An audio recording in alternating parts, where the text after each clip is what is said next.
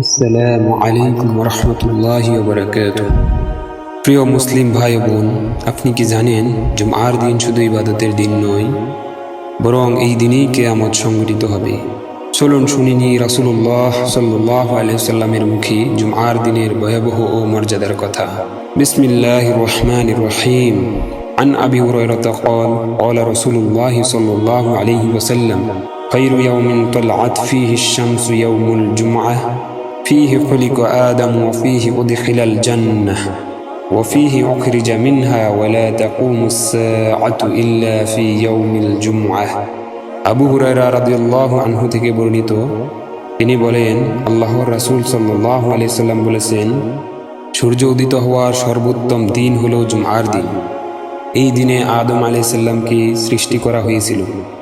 এই দিনে তাকে জান্নাতে প্রবেশ করানো হয়েছিল এবং এই দিনে তাকে জান্নাত থেকে বের করে দেওয়া হয়েছিল।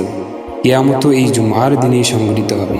সহিহ মুসলিম হাদিস 854, মিশকাতুল মাসাবি হাদিস 1366। এই হাদিস আমাদের চোখে জুমআর মর্যাদা আরও বড় করে তোলে।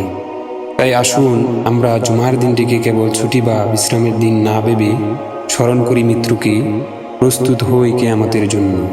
হাদিসটি যদি আপনার উপকারে আসে তাহলে শেয়ার করুন, যেন অন্যরাও জানে এবং আমল করতে পারে। হাদিস প্রচার করা নবীর একটি সুন্নাহ। জুমআর দিন বরকতময় হোক আমাদের সকলের জন্য। জাযাকুমুল্লাহু খাইরান।